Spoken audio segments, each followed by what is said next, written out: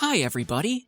In this lesson, we will learn what is a layer in a Photoshop document and how to manipulate it. First of all, let us see how to open the layer window. Execute the command Windows Layers and examine how this window displays only one layer called Background.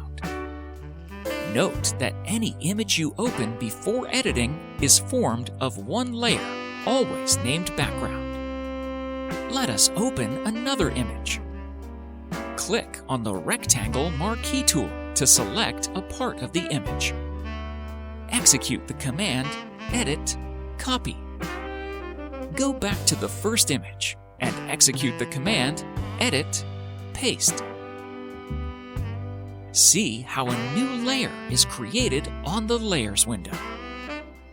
Click on the Move tool and select the layer in order to place it at the desired position.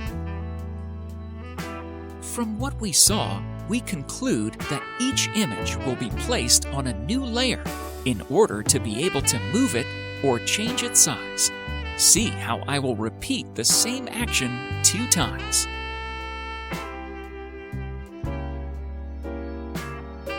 Press on the keyboard key Ctrl-T, and while pressing on the Shift key, change the size of the layer.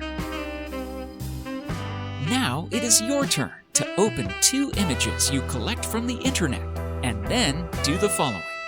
1. For the first image, modify the canvas size by adding on its left 500 pixels. 2. Open the second image.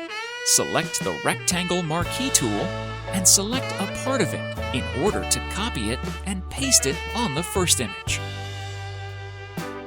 3. Press Ctrl-T to modify its size.